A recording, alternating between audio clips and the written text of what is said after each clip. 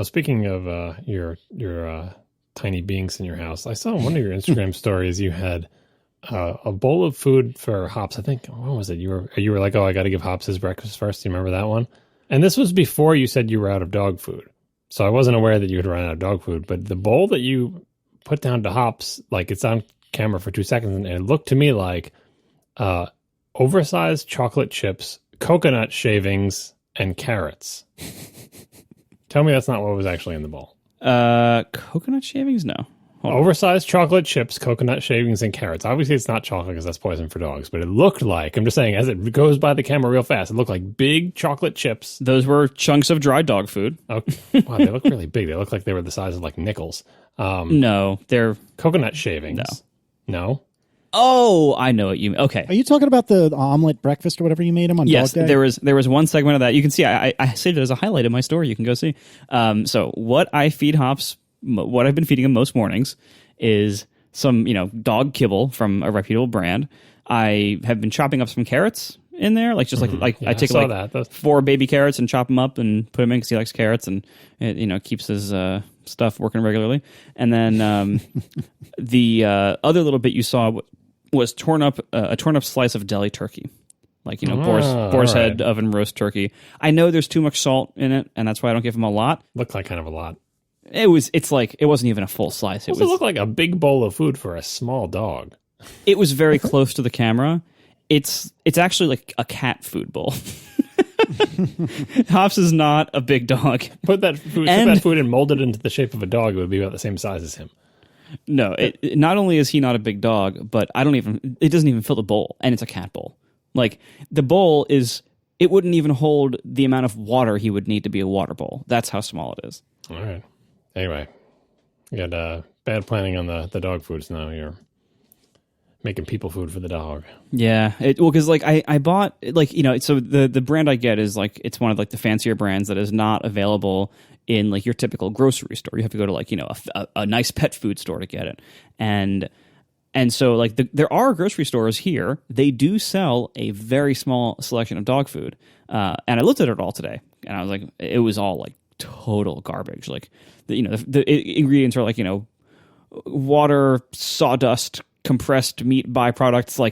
It's all the worst garbage you can possibly imagine. I'm like, I don't feel right feeding that to him because I know he wouldn't care, but I care. It's about standards, and I don't want to put a bunch of crap in my dog. So I'd rather just so you give him cold cuts. That's not really a very small amount, and the reason why that's the human equivalent of that dog food you rejected. Agreed, but that's in very small quantity, and it's mostly because I wrap up the pill. He takes thyroid pills because he's old, and so I wrap up the thyroid pills in a little bit of deli turkey because it makes it easy to give it to him, and it's relatively low bulk, so it's not adding that much stuff to him. And then I just put I tear up a few little extra strips of the turkey and put it in there so that he inhales his dog pellets. But it turns out when you make food they actually like, you don't need to taint it with deli turkey. Mm-hmm.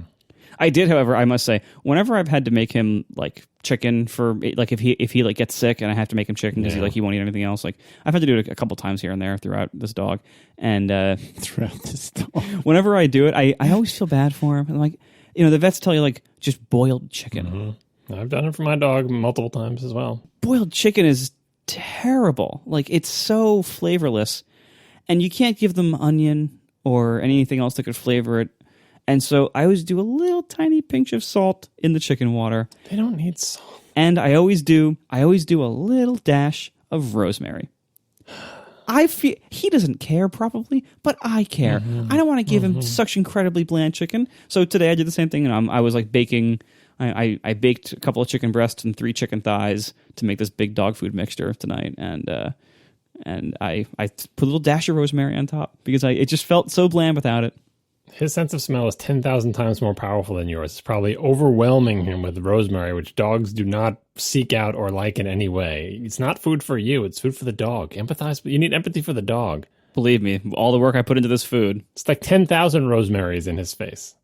Well, it's pretty good. So I feel it allowed me to feel good about feeding him the meal that he seemed to really love. So you're supposed to be empathizing with the dog, not you. We know you.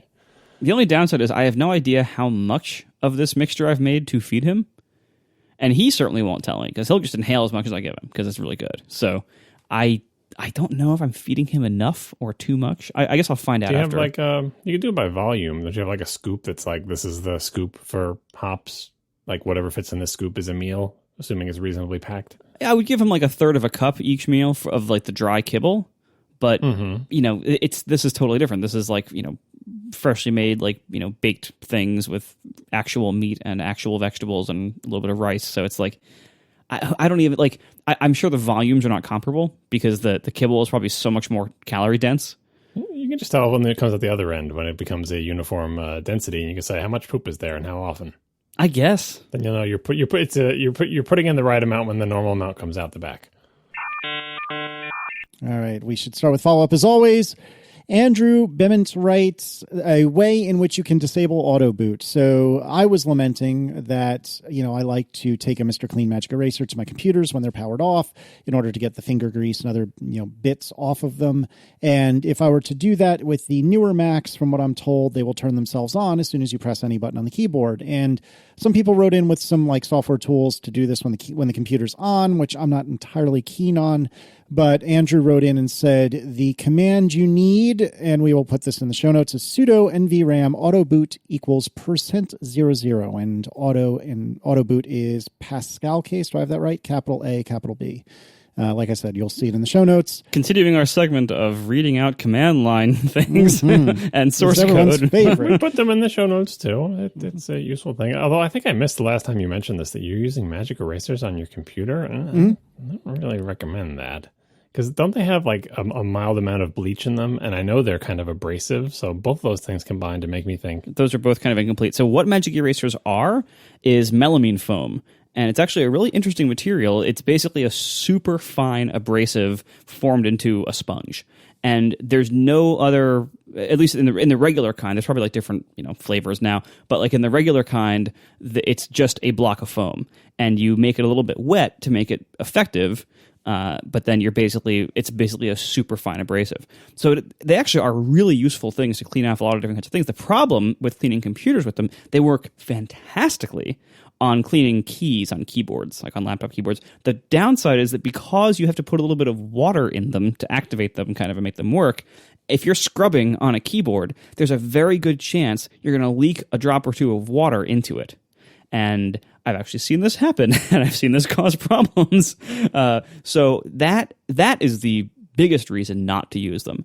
It's not about the block of melamine foam itself. It's about the water that you need to use with it causing problems for the device that you're cleaning. I still don't like the idea of using abrasive, and I think some of them do have a mild bleach in them. And the other thing is, if you're doing it on the keys, especially with these current ones, even if you get it wet, little bits can shed from the magic eraser. That's true. Tiny little things, and I don't want, the other thing that our keyboards are vulnerable to is any little speck of anything. I don't want a tiny little speck of abrasive working its way into there. So all I'm saying is, Casey, follow the instructions on Apple's website. 75 degrees for the air, they always say a clean, damp cloth with just water. If say you have finger grease on there, right? Water, it's not as good as a degreaser to get off finger grease, but it will eventually get off the grease. It is the universal solvent. It will eventually get rid of the grease unless you have some serious motor oil situations going on there. But I don't endorse the magic eraser. That is noted, and I will promptly ignore you henceforth. Tell me about your Apple Card. I hear there's some trouble in paradise there. Yeah, I got I applied for the Apple Card because now it's open to everybody, and I did the little thingy, and on the phone where you apply and you enter some small amount of information. Was very painless. My first sad realization was that my limit on the card was going to be $10,000, which is very low and not enough probably for the Mac Pro system I plan to buy. It's probably not that big of a deal, practically speaking, because my wife got a card too, and so I could buy the monitor on her card and the computer on mine or something like that. So you think? I was going to say, you think the computer would fit on one? Yeah, I hope I better. But $10,000 is not a high limit for a credit card in general. It's lower than any of the limits on any of my actual credit cards. And what we've heard since then of people complaining about the limits is that they're being conservative because this is the first consumer credit card. Goldman Sachs has done, yada, yada, yada, excuses. Anyway, I immediately went to customer service, and in addition to going to the text chat to say, get me out of arbitration. I also said, and by the way, can you increase my limit? Because my experience has been if you ask a credit card company to increase your limit, they will if you have good credit and all this other stuff. And like I have good credit. I have lots of credit cards with high limits. I figured they would do it. But their response was, at this time, we are not evaluating credit limit increase requests from customers who have had an account open for less than 6 months. So basically, no one's getting an increase for 6 months, which is kind of cruddy. By then, it will be too late. So anyway, that's my card situation. The other thing is I did get the physical card because everybody should, just even if you're never going to use it because it's cool. And I was impressed about a couple of things. One, the Apple Card, which is a normal size credit card, actually comes in packaging. I just assumed it would just be like, I don't know, like stuck to a piece of paper like other credit cards. But no, of course, Apple has to have packaging for its card. And as you would expect, the packaging is, interesting in the details. It just looks like a folding piece of paper with a card inside it. But if you look at it closely, it's actually very clever and interesting and cool. And the second thing is you open it up and there's your little Apple Card and it's in this little slot. And mine, at the bottom of the little slot, mine says, activate your card. What is the text here? Wake iPhone and hold here. That's it. Like, no, when you get a credit card and it says to activate your card, call this number, and you got to go through some phone tree, and you press a bunch of buttons, and you enter a bunch of things to identify yourself, and you activate your card, and blah, blah. And it used to be more painful when you had to speak to a human, but even the phone tree stuff is annoying. To activate this card, it says, wake phone and hold here. It doesn't say activate Apple Pay. It doesn't say launch the wallet app and all that stuff. It just says wake phone and hold here. And that baffled me for a second because I'm like, just wake the phone? Do they mean like, do I have to unlock it? Or can I just tap the screen to turn it on? Anyway, I held my phone close to the thing and it thought for a little bit and went bloop. And it said, you want to activate your card? I said, yes. And it activated. So it was the best credit card activation experience I've ever had. That said, my wife got her card and I was waiting for her to do the same thing. I'm like, I wanted her to experience the joy of activating a card without having to call somebody on the phone. But hers didn't say wake phone and hold here. Hers said like launch the wallet app and do something or other. Like it had her doing a bunch of other stuff. It had different text instructions printed on the bottom of the thing. And just holding her phone next to it didn't activate it. She had to actually follow those instructions. I think maybe it's because she didn't actually do any transactions with the card before she got the physical one, because I had already like paid for iCloud storage or whatever the heck I had it set up for. Does she happen to have a super old phone that doesn't have NFC? iPhone 10. Okay, so that isn't it then. Yeah, it's very confusing. But anyway, just to let people know what kind of activation experience they might get. They might get the really cool activation experience or the slightly less cool one, but both of them are better than using the phone. I wonder why it's different. Like, why have two different ones going? I don't know. I looked it up before. I know, like, maybe there's some, like, additional feature of NFC that allows it to be more passively, like, but I Googled all this stuff, and it's like, no, this has been a feature of iPhones forever. So you'd have to really have an old phone. It would know what phone she was using, because she had put it in her wallet on her phone. That's how you have to do that to even order the physical card. So that was all set up, so they know what kind of phone she has. Right. Yeah. Anyway, that was weird. And the card itself, which we'll get to in the next item, it's cool. It's white. I'm not going to actually use the physical card at all. I've held one briefly when I was in San Francisco. I met up with a friend of mine who had one, and they are very fancy. They're very fancy. I kind of want one, but I don't know. I just don't feel like going through the whole rigmarole of unfreezing my credit and applying and getting it and freezing my credit again and blah, blah, blah. And I don't buy Apple stuff enough that I really think that 3% is going to make that much of an empirical difference in my world. Plus, I don't plan on buying a Mac Pro because I'm not a maniac, so I don't need to worry about these things. See how stress-free your life can be if you don't need to worry about the Mac Pro.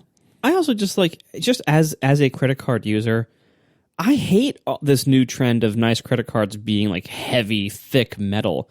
Why do you want your wallet to be unnecessarily heavier? Like, plastic was fine for decades of using credit cards.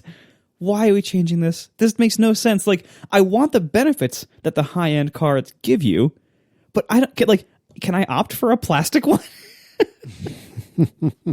Come on, Marco, treat yourself.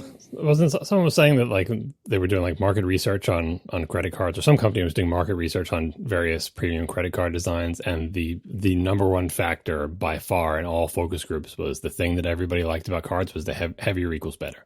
Everything else varied, color, shape, texture, designs on it, but heavier equals better was like number one with a bullet. So you might not like it, but apparently In the market of credit cards, heavier is more impressive is better. I feel the same way. Like the market is wrong. I'm not going to carry it around because I already have a MasterCard, so I don't need to have a second one, and I'm certainly not going to put a heavier one in there.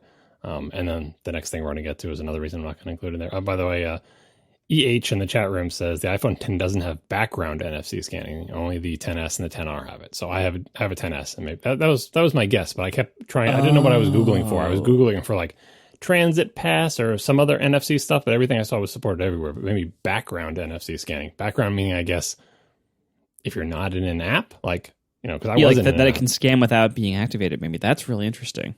That makes sense. So there you go. You only get the super cool experience if you have a 10s or a 10R. That's also true of the shortcut stuff, right? Come to think of it, didn't they say that if you have a lowly iPhone 10 like I do, that I wouldn't be able to use the like tap to activate shortcut thing? Do you know what I'm talking about? Because like you can get like an NFC. That's what I was trying to remember, but I apparently didn't know the right words to Google. That there was some new feature in the 10s that had to do with like smacking your phone against something without launching an app, and this was it. I should have been looking for, I guess, background NFC.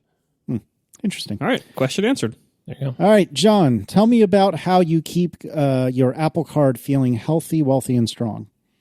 Yeah, this is one of those micro controversies, which I don't think there's anything particularly controversial about it, but it's an opportunity to talk about Apple's design decisions again. So Apple has a tech note or a support article or whatever that is entitled "How to Clean Your Apple Card. See how to protect and maintain the condition of your titanium Apple Card." So it is, a very nice object. If you want to keep it looking nice, they have all these instructions about what to do, about gently wiping it, damp cloth, lint-free microfiber, all the things they tell you about everything. Although they do mention isopropyl alcohol, which they usually don't mention for anything else. Don't use household cleaners. Don't use compressed air. That's just for our laptops. Don't use any aerosol sprays, solvents, ammonia, blah, blah, blah. So that's all fine. It's like they have those instructions for basically any Apple product. Like, how do I clean my whatever? You can probably find an Apple support article, which is good. You should look at because they'll tell you what not to use. But the part that got everyone up in arms was how to safely store and carry your titanium Apple Card. In particular, the passage that says, where is it? If the credit cards are placed in the same slot, your card could become scratched. So don't put it next to another credit card. The Apple Card needs to be by itself. And then the next bit, some fabrics, like leather and denim, might cause permanent discoloration that will not wash off. So, cool. Don't put it near other credit cards, don't put it in denim, and don't put it in leather, because you might permanently discolor your card. I think that's probably true of every credit card in our wallet. If you put it in denim or leather, they could be permanently discolored. Nobody cares, because who cares with your plastic credit cards, whether they get discolored? But Apple made this beautiful thing that they have instructions on how to keep beautiful. And part of the instructions are, try not to use it like a regular credit card by putting it in your leather wallet or in a wallet where, like on those iPhone cases where it's exposed, and then you put it in your back pocket of your jeans. It's not ridiculous. Who cares? Like, if you care about it, then care for it this way. If you don't care about it, just use it like a regular card. It'll be fine. It's not like it stops operating. This is all about how to keep it pristine. But this gets back to the discussion that I think we had maybe on this program, or maybe it was Hypercritical Days. There was a big thing going around, I guess it goes around every few years, let's send it around again, about products that look, if not better, at least look good, wear their age well, like they wear well. The example people always putting in there is like a cast iron pan, or like leather goods very often wear in a way that makes them attractive as they get used. It doesn't look the same as when they're brand new, and maybe they might look worse than when they're brand new, but they still look nice. They get a patina versus getting gross looking, right? For a credit card, like, honestly, who really cares? It's not actually a big deal. But if you were tasked with designing an Apple credit card and you had to go on the whiteboard and let's list the attributes, the favorable attributes that a credit card could have and the use cases, right? The use cases would have to include being put into a leather wallet and being subjected to denim. Like, those would have to be on the list. And the attributes would be, maybe you could say looks good as an attribute. I think you'd have to put, for this product and every Apple product, either stays looking good or wears its age well.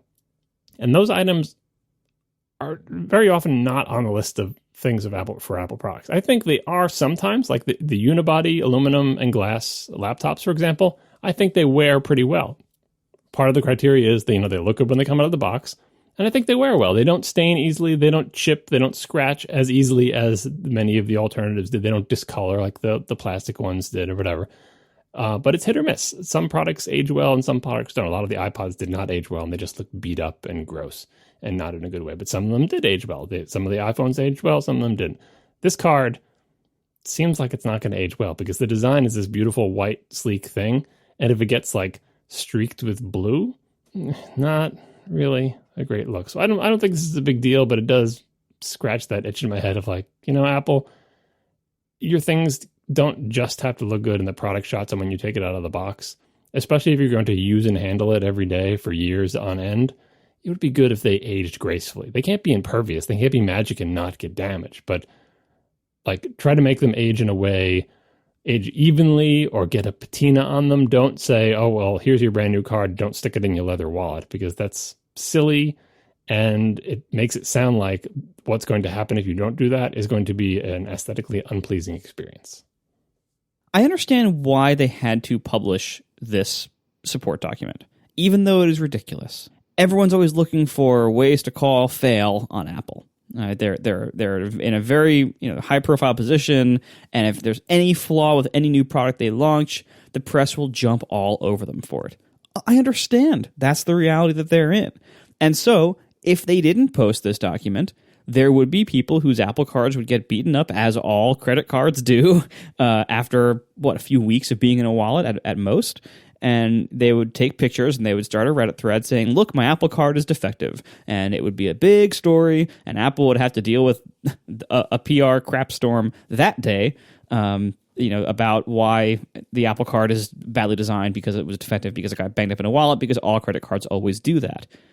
Instead, they designed it to be so sensitive to damage that they moved up the PR crap storm of dealing with this. They just called it on themselves in advance by publishing this support document saying, all right, look, here's, if you keep your Apple card in pretty much any way that anybody ever keeps credit cards, it's going to probably get banged up. I kind of see why they had to do that because of the scrutiny they're under with anything new they launch, but it's still kind of sad that they had to do that. It is ridiculous. It is a hilarious document to read, even though, yes, they probably had to do it, but it is still funny. It does indeed happen to every credit card. And also, as John said, they also did design this one in a way that seems even more completely disconnected from reality than it was necessary. Nobody was forcing them to create a white credit card, for one. It just happened to them. Yeah. Mm-hmm. Yes. Yep, it happened to be white. Yep. Mm-hmm. Mm-hmm. Oh, nice. Cool. Yeah. So the thing is, I can't tell though. Like you mentioned that like they made a card that is more susceptible to damage. At this point, nobody knows whether this card is any more susceptible to damage than any other credit card. Maybe it's less susceptible to damage. We just don't know because we all just got them and they're all brand new, right? But the article doesn't say, and by the way, unlike your other credit cards, this one will be discolored. Like it could be worse, it could be better. It's hard to tell because the article is very sort of matter of fact and gives, the most cautious advice. Like if you read the instruction manual for anything you own in your life, it's hilarious how they tell you like not to use it in the way. It's like Q-Tip's instructions telling you not to put them in your ears. Like there's the instructions that come with the product, and then there's how everybody uses them. And with the Apple Card, people are going to put it in their wallets. And I think we still will see, here's what my titanium Apple Card looks like after 6 months in my wallet. Will it be better than if you had stuck a plastic card in there, worse or the same? This article gives us no clue. But yes, the choice to make it white. To give an example, I have other metal-ish cards or cards that don't feel like plastic to me. And a lot of them are either like black or very dark blue. And those might be getting all scuffed up from my leather wallet, but I would never see it because it's harder to see on a dark material. And it's not like that color scheme is foreign to Apple. Like they make, space gray and dark colored computer stuff, like the Apple TV, for example. And also, dark colors and black cards have been like a premium thing. So they could have actually gone in that direction. Maybe they would have made the card feel too out of reach for regular people and they're going for the mass market to make it white. But they could make a black version of it. Maybe they still will make a black version of it or a gold one for the Apple Card edition. But Actually, DLC would prevent a lot of the problems that they're guarding against here. Yeah, that's true. That's true. It's kind of like, if you make something beautiful and like if it really is more delicate than other cards, you ruin the beauty of it by having to stick it in some kind of protective sleeve or something. Yeah, and I think also like the timing of this was pretty poor optics of like, right now, like right before what is hopefully the end of the butterfly keyboard era, right as, Johnny Ive has exited, and I think we've had kind of like the peak of the worst of Johnny Ive style designs in a lot of ways over the last few years. I feel like Apple commentators and press are very like hypersensitive to anything where Apple is designing something for purely visual appeal in a way that will make it less practical or less reliable in the real world. And so to have this come out now when everyone's very sensitive to that kind of thing, and it seems to be exactly that. It seems to be like something that Apple designed in a vacuum, that designed it to look good, but to be fairly incompatible with the real world. And whether it ends up that way or not, that is what this document makes it sound like. This document makes it sound like this thing is not at all designed to be used the way anybody ever uses credit cards. And so that, I think, it kind of like it hit a nerve in the Apple community and press of like, yet again, they're doing something that is form over function. And hopefully we're at the end of that, but we'll see how that turns out. So you're going to have a special sleeve for your Apple Card that matches your special sleeve for your iPhone, John? So interestingly, when my bank sends me my debit card, they always send it in a sleeve. So I just always put it in my wallet in the sleeve. So like all my credit cards are just in these little pockets, but my debit card is in the sleeve that it came in. Oh my God, John! No wonder. Have you ever seen those little? I've seen the size of your wallet. Little like tear resistant material sleeves. Yeah, you've seen my wallet. It's basically it ends up being like a pocket liner because it's not as tall as the card. And when I pull the card out, the pouch stays in the wallet kind of, but yeah, it's one of those little sleeves. Some of your cards might come in them. People just throw them away. You already have protective sleeves for a credit card in your wallet? Oh my God. I do, just for my debit card, not for any of my credit cards. Yeah. But it is nice. It does actually keep the cards nicer because if you compare it to the cards that are just in the leather slots, it's a little bit nicer. But anyway, why? I'm not going to, I do have sleeves. I do have sleeves for this card, but I'm not actually going to put it in my wallet, so it doesn't matter. Oh my God, John! So you're talking about like the thing that your global entry card comes in or comes with? I don't have a global entry card, so I couldn't tell you. But yeah, it's a little sleeve, exactly the same size as the credit card. Often credit cards come in them. Oh God! Everyone's going to be so excited. I don't know why you're so oh God about that. It's exactly like having a pocket. The sleeve doesn't, unlike the phone where the phone comes out with the sleeve on it and then has to be removed. It's just like putting it in a pocket, except for my pocket is lined with Mylar. I think that's what they're made out of. It's no wonder. I cannot believe you don't have severe back problems worse than Mike, given that you sit on a 4-foot tall wallet every single day. I've been thinning it out lately. It's getting thinner. Okay, 3-foot tall wallet every day because of all your stupid sleeves. Why would I be sitting on it? Oh my God! It's in your back pocket. Oh no, it's not. You're a monster. We've gone through this multiple times. I forgot how much of a monster you are. Anyway, can we move on? I'm getting so stressed out just thinking about your wallet.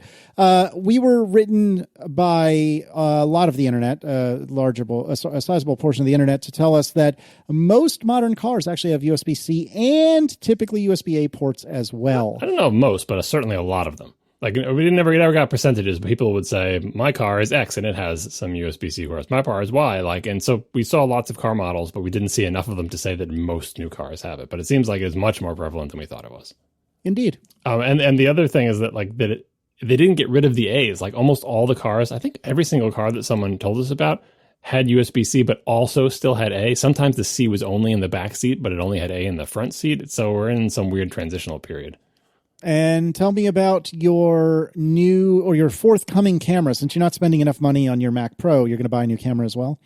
Well, whether I buy it or not, Sony did release the new cameras that we were talking about, new APS-C cameras. The numbers, I guessed wrong on the numbers. They had now, in addition to the 6,000, 6,300, 6,400, and 65, now they have the 61 and 66. Of course. And I think they revised the 64. But the good thing is the 66 actually is the best one in almost all ways. The 66 is basically like the 64. It's got the advanced motion tracking and the new color chip and all the other stuff or whatever. And it has in-body stabilization, what the 6400 doesn't have. And it has the gigantic battery from the A7 series. So the battery was fine in those things to begin with, but now the battery is like twice as big. It's rated for like 800 shots or something, and that's a conservative estimate. So no problem with battery. And they made the handle bigger, which both to accommodate the larger battery, but also because people have been complaining that the handle is small. I thought the old one was fine. But anyway, a bigger handle is not, whatever you call it, bigger grip is not a bad idea. So it's about what everyone expected it to be. The only surprises / downsides, as far as I can tell, are that it still isn't USB-C. Like, it's just like all the other of the Alpha 6 whatever series. It's that stupid mini USB, which is terrible. Like, they didn't. It's this feels like the final best revision of this generation of camera, and I hope like the next one will be like a different number and it'll have USB-C on it or something. But anyway, no USB-C. Also, no USB 3. So it's still USB 2 through mini USB, which is not great. That's weird for something released now. Yeah, that's what I'm saying. Like, I mean, it makes sense if you look at the line; they're all exactly like that. But they revised all this other stuff, and they're like, "Yeah, USB 2 is fine." And honestly, it is fine. Like, they're small. It's only a 24 megapixel sensor, and if you're not shooting RAWs, it's not a big deal. And you can just take the SD card out, and yada yada yada. But like the A7 line went USB 3 like 2 years ago. Yeah, I mean, this is the cheap line. You know what I mean? And the other weird thing about the 6600 is no flash, which sounds like, well, who cares? And most people probably don't even know these cameras have flash. Anyway, but it does. It's very cleverly hidden. It's a terrible little, very tiny pop-up flash. Honestly, I'm pretty sure I've literally never used a flash on my camera, but all the other ones have it, and it doesn't take up any room, and it's very unobtrusive, and you feel like, yeah, you could have put the flash there, but maybe they make up for it with more weatherproofing, or maybe they need more room inside for the chips or whatever, so it's not a big deal. So anyway, 6600 looks like a really nice camera. The more exciting news for me, I think, because I'm still not sure about if I'm going to step up to the 6600, is they introduced a couple new lenses, and the one I'm interested in is a new 70 to 350 zoom lens, which is better quality than my zoom and has a longer reach. And yes, is twice as heavy and slightly larger. But it, I think, is, depending on what the reviews say about it, seems like it is the best option if I want a zoom lens that is not tremendously bigger and has better image quality and has a longer reach. It's not a, f4 through the whole range. It's the same, whatever, 4.5 to 6 point whatever, but it does have a longer reach and presumably has better optical quality. So I'm going to take a look at that, and it's not super expensive. So mostly good news on the camera front. I'm still debating, waiting, anyway, I'm not going to be looking at cameras for a while, but come summer next year, I might just get the new lens and use it on my existing camera, or I might be looking to step up to full frame, depending on what they come out with there, but it's still good news. I mean, I would say given your proclivity towards like super zoom style lenses, you probably don't want to go full frame because you get so many more like better zoom lens options, like super zoom lens options with the crop sensor, like because making it full frame would be like prohibitively, massive and expensive and everything. Yeah, but like I have well, I can't make an acronym of this, but I have full frame FOMO. I want more light in the camera. I want more pixels on the picture. I want the ability to crop things out. Like, I want all of that, and I haven't had that. Mostly the light thing, because I hate when I'm, like I said, I never use the flash, and in certain environments, it's so dark that even with my quote unquote good camera, I'm not going to get usable pictures without a flash, and I'm not going to use a flash, so I basically get grainy bad pictures, especially if people are in a dimly lit indoor room and they're moving.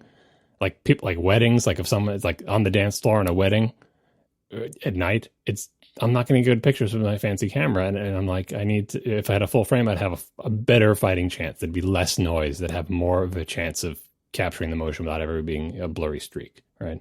So I feel like, maybe I'll regret it. Maybe I'll get full frame and say it's way too big and I don't care. And everything you said about the zoom is true, but I feel like I at least want to entertain the option. So I'm, like we said a couple of shows ago, the A7 just with no letter 4, if something like that comes out, I might look at it. Anyway, I don't know. Mac Pros before that, lots of money to be spent, lots of years to wait, plus the TV's in the mix somewhere there. So it's a long road to all these fancy things. We are sponsored this week by the TechMeme Ride Home podcast. Subscribe today in your podcast app of choice. For 2 decades now, TechMeme is the website that people in the tech industry visit every day, multiple times a day, to keep up on the latest news.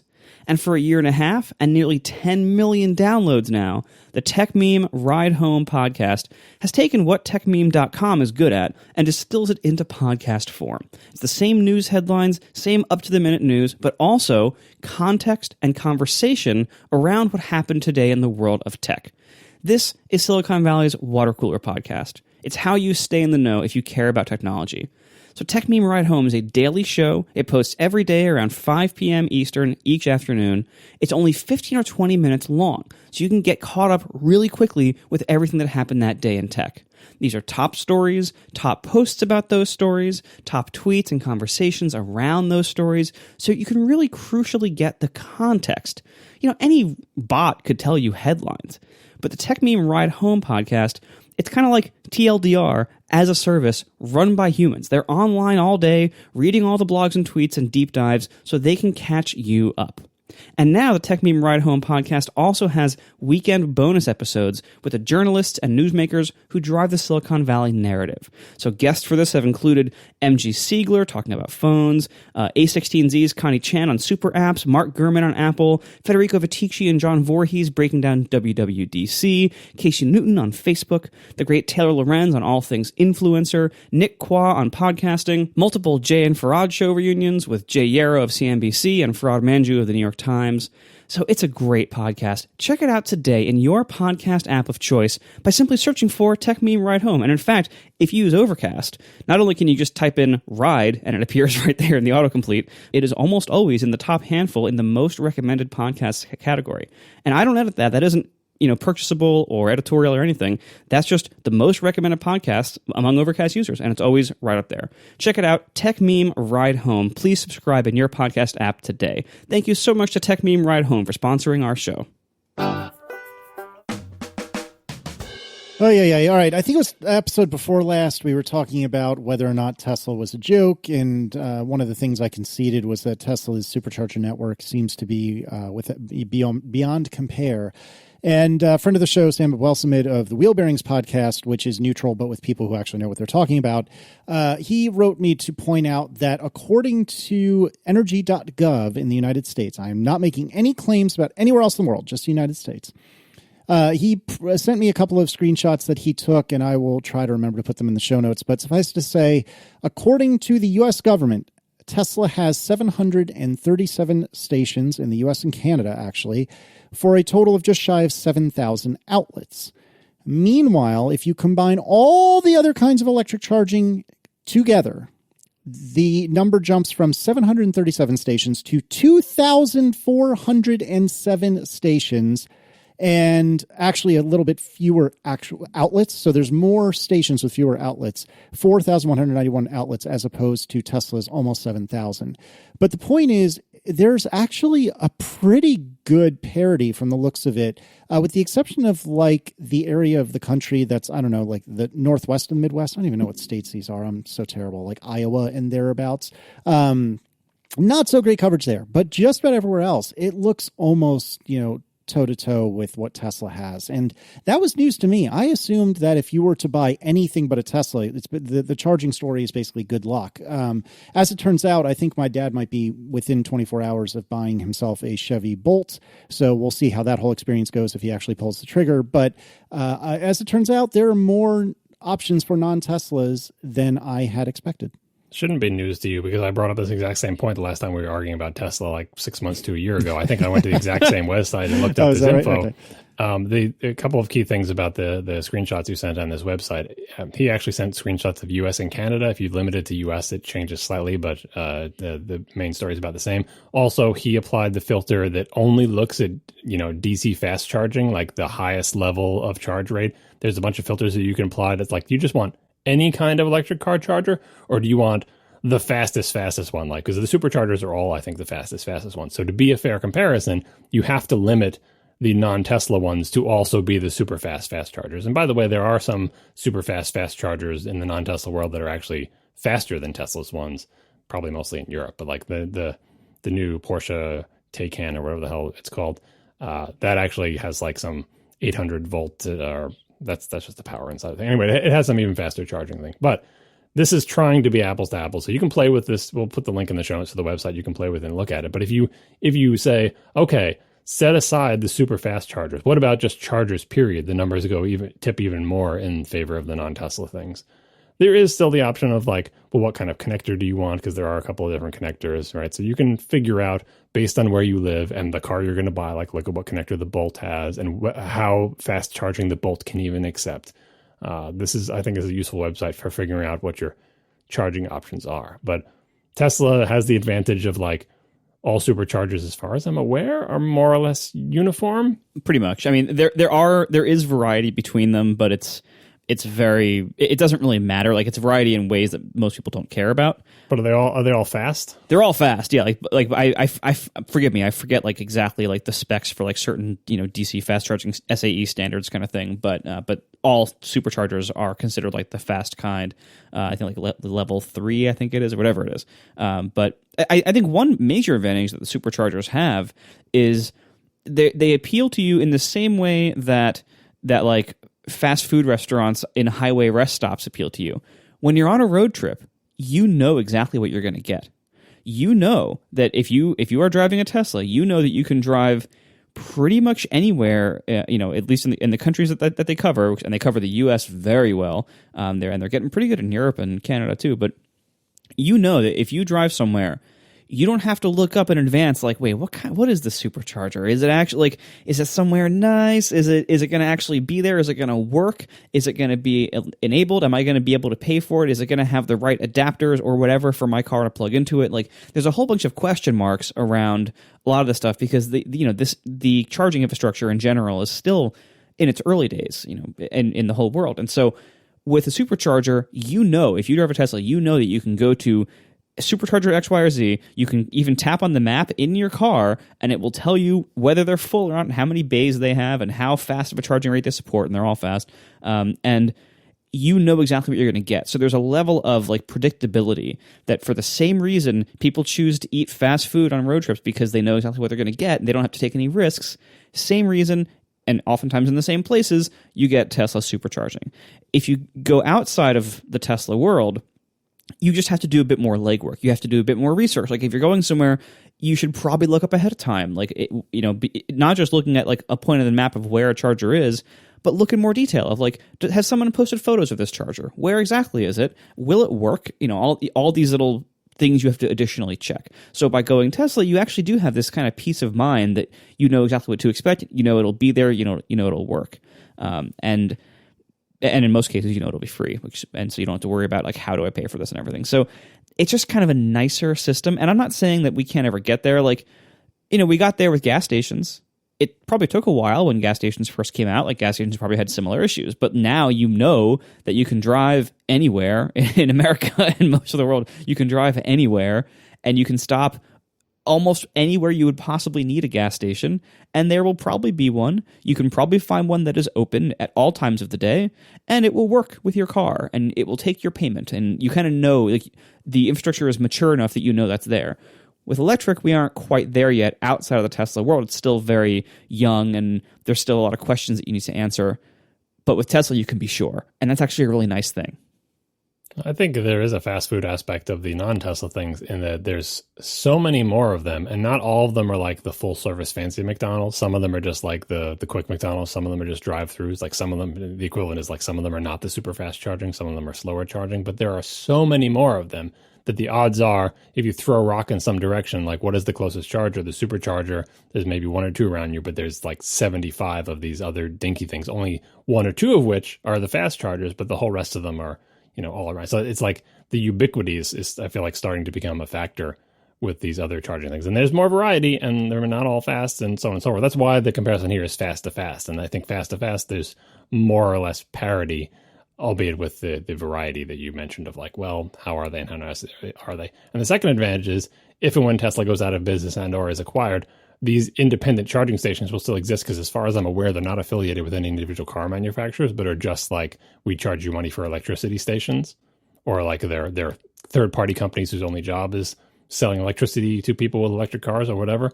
Like, I don't think they're like there's a Volkswagen station and a Porsche station or whatever. So I'm not sure what will happen to all that supercharging infrastructure if Tesla decides to get out of that business or gets acquired or goes out of business or something. But, well, the idea that you would have to go to a specific gas station for your specific brand of car is not tenable long term, and I feel like is just an anomaly here at the beginning of the the electric car era. And Teslas will be fine. They can use the other chargers too, right, with adapters or whatever. So it's not a big deal for the cars, but it seems like something they can't hold forever. I have to ask, and I'm looking mostly at you, John. Are Tesla fans today better or worse than the dark era of being an Apple fanboy? What I mean by that is, if you say anything that's even mildly negative about Tesla anywhere on the internet, there are a lot of very, very angry people that will come out of the woodwork to tell you that anything other than a Tesla is a waste of money and is a terrible decision. And by the way, you're murdering the planet. You personally are murdering the planet. Nobody else is, just you, by besmirching Tesla. And I feel like they're kind of right. Just proving my point. Anyway, what I can't help but wonder is, like, were our people, were like the Mac people and the Apple people just as bad in the heyday? I surely hope not, because the Tesla fans are just intolerable. It's gotten to the point that, like, even if I wanted a Tesla, I don't know if I want to be associated with Tesla. Now, I got over that for the BMW. Yeah, for you sure, got a BMW. No, I know exactly. I will be the first to tell you, I got right over it when push came to shove. But oh my word, the fans are so obnoxious. And Elon occasionally can do wrong, but Tesla as a corporation can do no wrong. There's nothing wrong with anything Tesla does ever. I think the Apple fans probably were just as bad, but they had the advantage of the internet not existing in its current form. So they just had to be bad in isolation. Like, their badness was not allowed to, like, the way their badness filtered to people was like actual physical letters that they would write to, like, op-ed columnists who said bad things about Apple or Macs or something, right? So it was, they may have been as bad, but it's not, the exposure wasn't as bad. Like, the experience of being around them wasn't as bad because there wasn't a means for them all to communicate to you or anyone else. And in fact, they wouldn't communicate to you, a random person. Like, they would only communicate to you if you were a columnist, and then by letters or whatever, which were much nicer than tweets and far less numerous. Second thing is, as obnoxious as Steve Jobs was, and as clueless as the various Apple CEOs were who were there at Apple before he came back, Elon Musk is worse. So, and he is allowed, his message and his self is allowed to transmit to many, many people. So I think that adds an extra spice of awfulness to the situation.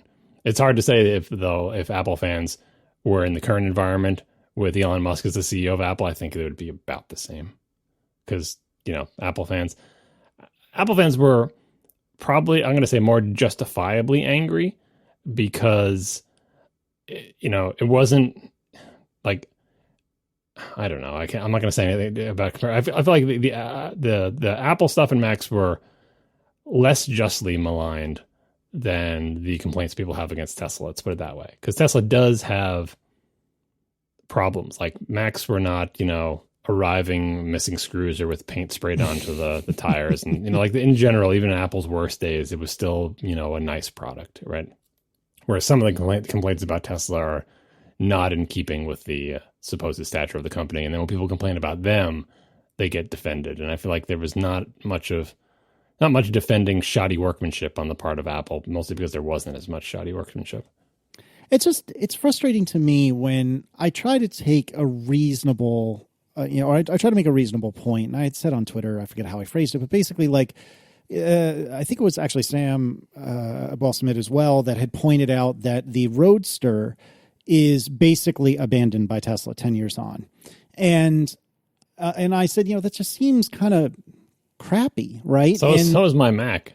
I know it's not. I know it's not the same thing, but fair. And actually, somebody said to me, "Well, what about iPhones and Macs and so on?" And I think there's a big difference there, because a car is sometimes the most, or maybe the second most expensive thing that any regular person would buy, whereas a Mac, unless you're John Syracuse buying a $100,000 Mac Pro, is not the second most expensive thing you'll buy in your life. And I know you were saying that to be silly. I don't even know if it has to do with the expense. It's more like just tradition. Like, traditionally, cars are supported for a long time. Why?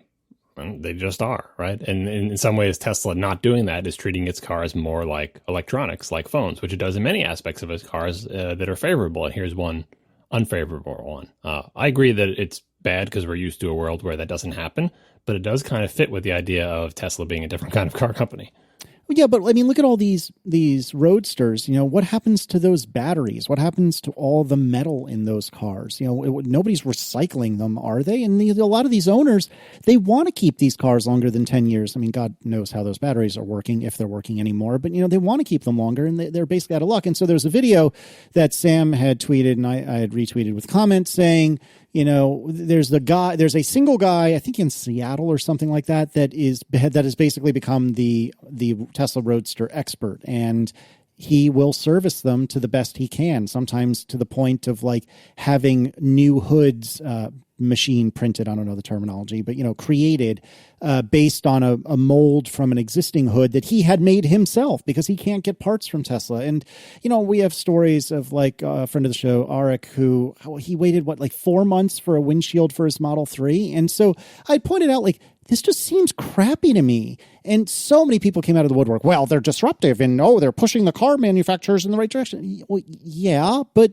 I don't want a car that I can't get a friggin' windshield in 4 months. Like, and I would presume that that's gotten better since, you know, Arik had his problems. But like, I mean, I don't want to.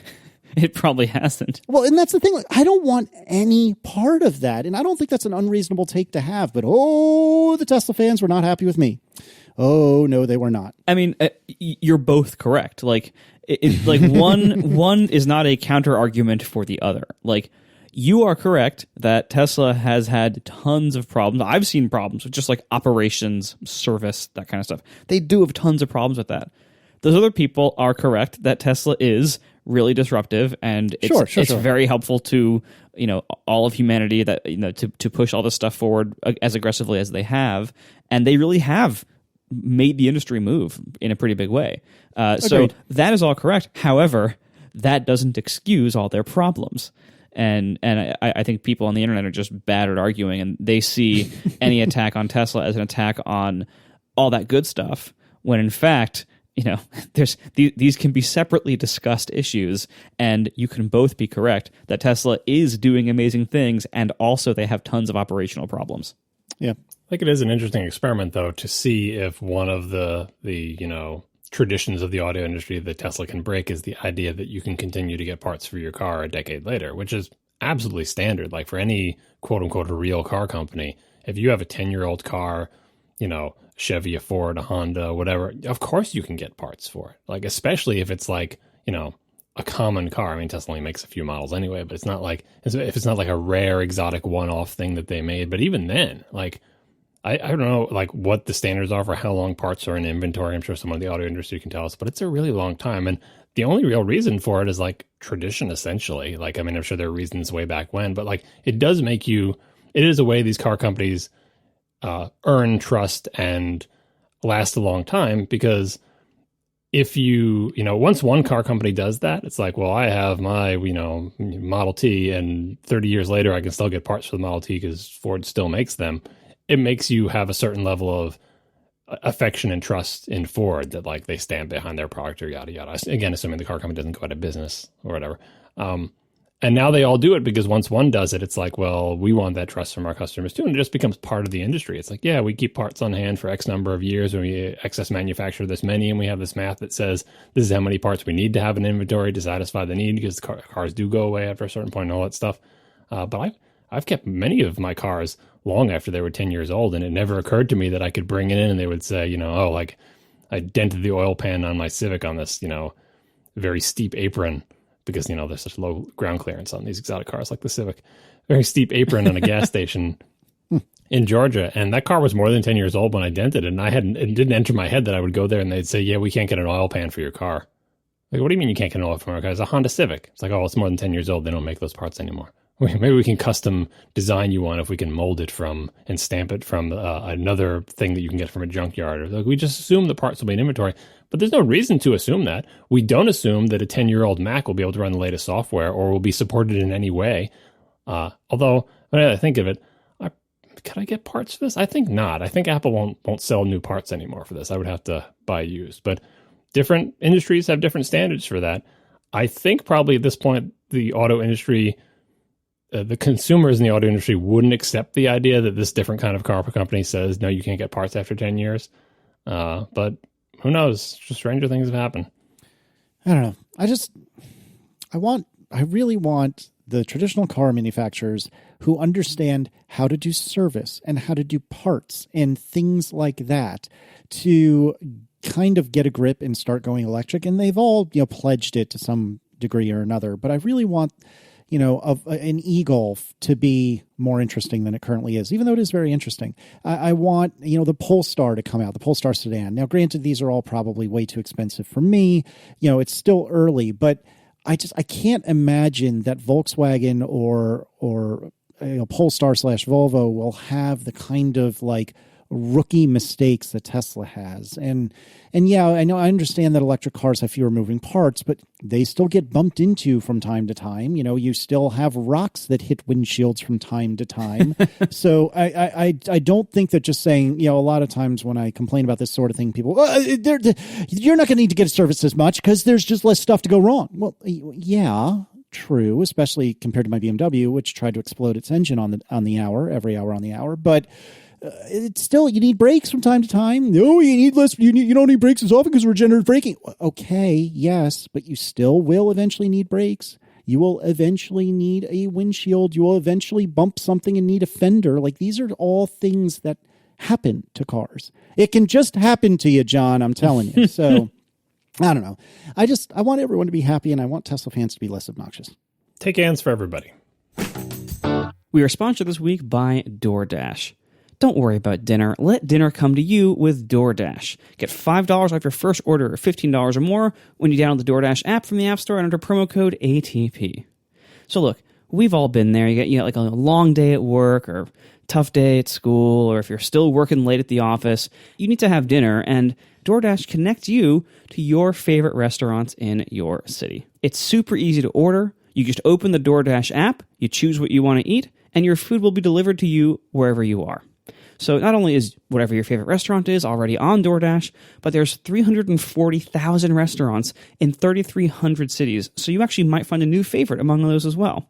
With door-to-door delivery in all 50 U.S. states and Canada, you can order from your local go-tos, or you can choose from your favorite national chains like Chipotle, Wendy's, and the Cheesecake Factory. So you have lots of options no matter what you're doing. If you're staying late at the office, if you just don't want to leave your house, let's be honest, we all have those nights. I love restaurant food. I got to be honest. I don't love cooking that much. I love restaurant food a lot, and stuff like DoorDash is great because it expands what's accessible to you at night with so little effort. I'm a parent. I can't leave the house sometimes at night because my kid's asleep, and maybe I might be the only parent home that night or something. It's wonderful to have options like DoorDash. So listeners can get $5 off their first order of $15 or more by getting the DoorDash app from the App Store and use promo code ATP in the app. So that's $5 off your first order when you download the DoorDash app and use promo code ATP. Thank you so much to DoorDash for sponsoring our show. Don't worry about dinner. Let dinner come to you with DoorDash. Apple just today has come out with a statement about the Siri kerfuffle from a week or two ago entitled Improving Siri's Privacy Protections. And there's a bunch of stuff in there where where Apple talks about what does or does not happen with Siri, what does or does not leave your phone. But I think most interesting to me are the passages with regard to what they call grading. And they say, before we suspended grading, our process involved reviewing a small sample of audio from Siri requests, less than 0.2%, and their computer-generated transcripts to measure how well Siri was responding and improving its reliability. So, for example, did the user intend to wake Siri? Did Siri hear the request accurately? And did Siri respond appropriately to the request? Siri uses a random identifier, a long string of letters and numbers associated with a single device, to keep track of data while it's being processed rather than tying it to your identity through your Apple ID or phone number.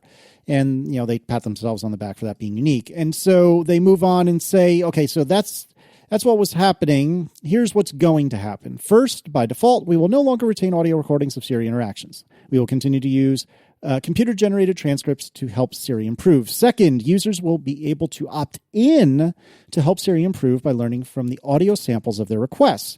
We hope that many people will choose to help Siri get better, knowing that Apple respects their data and has strong privacy controls in place. Those who choose to participate will be able to opt out at any time. And third, when customers opt in, only Apple employees, as in not contractors, will be allowed to listen to audio samples of the Siri interactions. Our team will work to delete any recording which is determined to be an inadvertent trigger of Siri. I think there's some things to quibble about in here, but by and large, it was written for human beings, not for lawyers, and I think it solves most, but not all of our problems. So starting with Marco, how do you feel about this? That's a pretty good summary, actually. First of all, of these 3 action points, like the main 3 takeaways from this piece, the third one about them now being employees, as opposed to contractors, it's kind of nothing. That's not really a meaningful change. Apple always said they had the same standards for contractors that they would have for employees for privacy sensitive things like this. The fact that they're now going to be only employees and not contractors, I think, is a technicality that doesn't mean much in practice. So let's focus on the other 2. The second one, that use of audio will now be opt-in, is fantastic. That's great. I think that is the way it should have been all this time. I think maybe Apple now thinks that as well. That's great news. That is the right decision.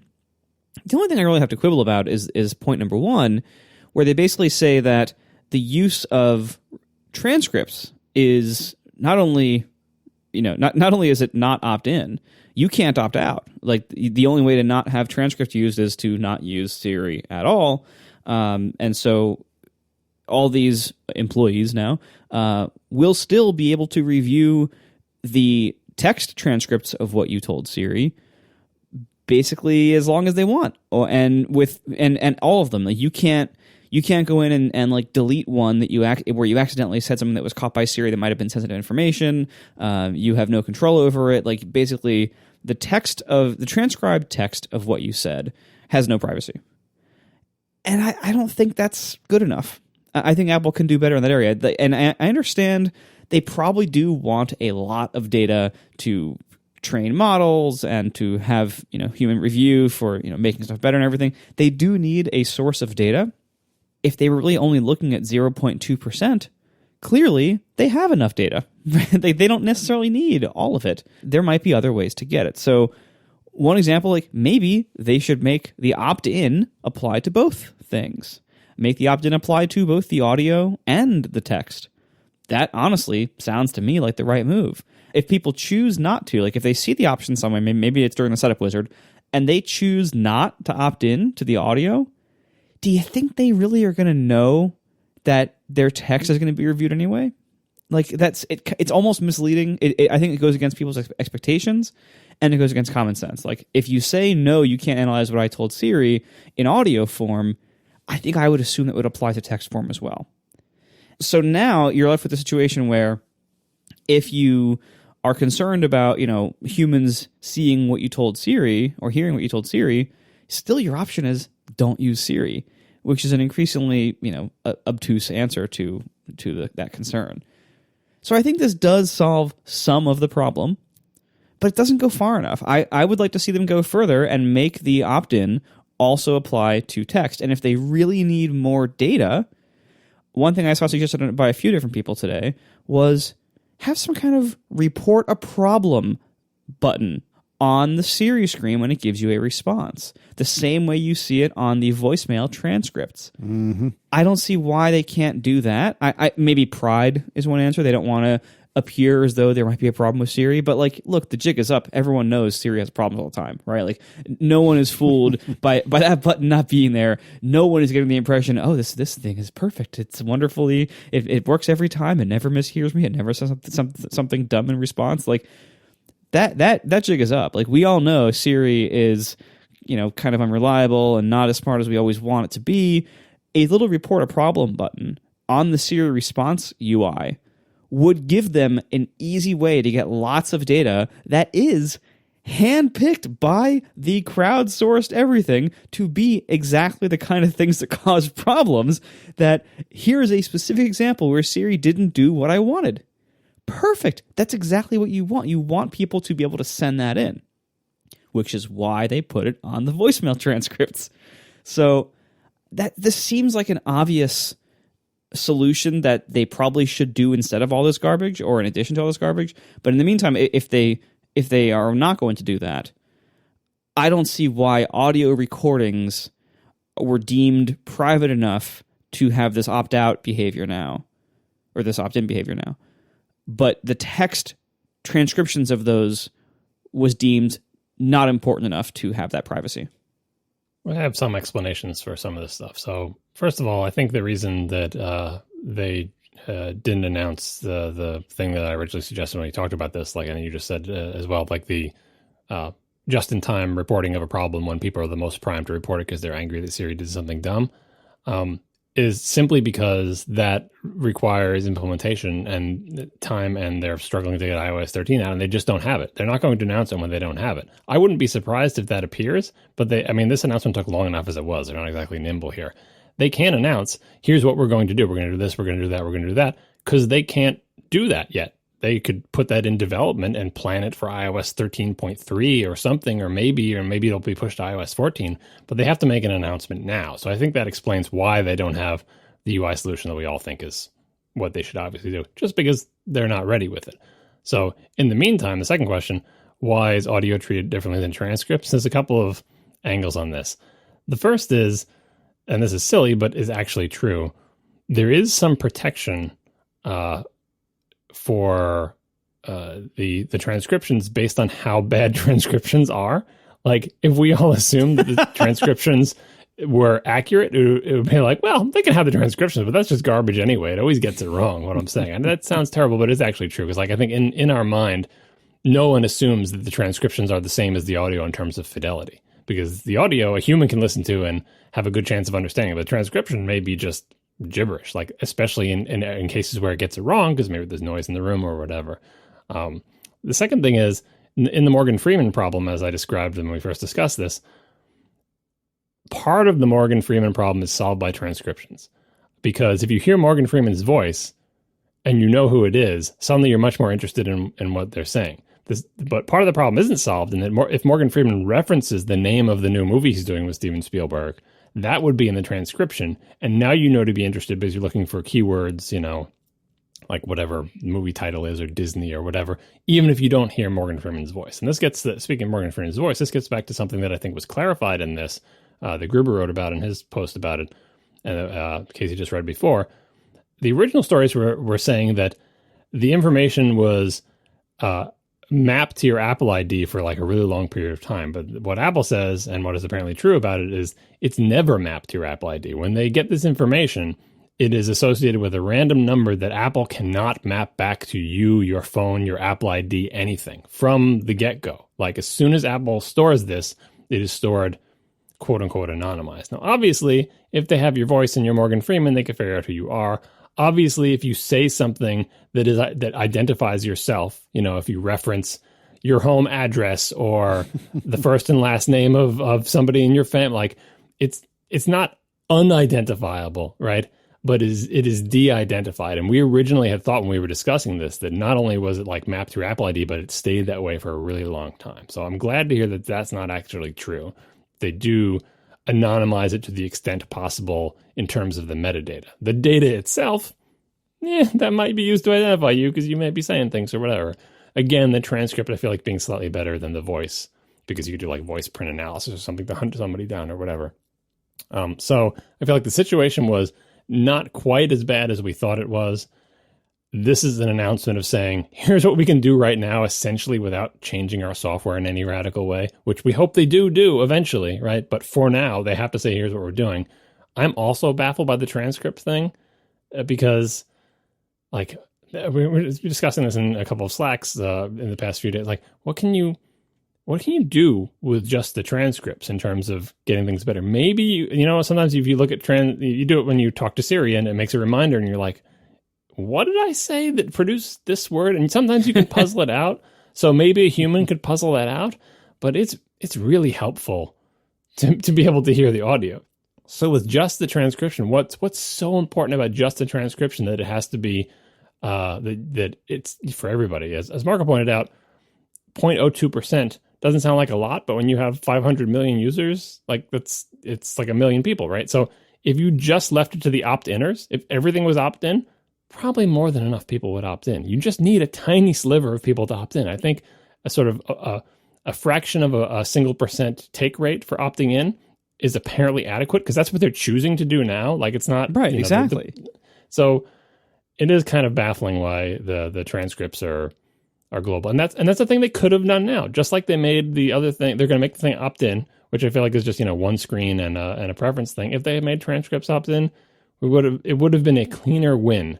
So I would love to know what the decision-making process was, and why, maybe the calculus is that people actually won't care about the transcripts. And I can understand the thing because the recording sounds more personal and people know the transcriptions are garbage anyway, but it does seem weird. And it is like the tiny blemish on what would otherwise be a fairly clean PR win, especially with the part about clarifying about the identification. Because I feel like that was the worst part of it, that they would have audio recordings of you that if you didn't read all the fine print, you didn't know were happening. That's something that, by the way, that people have been pointing out since the story came out. They're like, well, Apple told you this was happening. Of course they did. It's always in the fine print. But the whole point was it's not what we expected. Like, no one reads that. We all know nobody reads it. Like, yes, it's always in the fine print, but nobody reads it. And we're basically going by what we expect from Apple. So this was, again, and to Apple's credit, Apple didn't come back and say, well, just so you know, we told you about this 2 years ago and everyone was fine with it. That's not a defense because Apple knows nobody reads that stuff, right?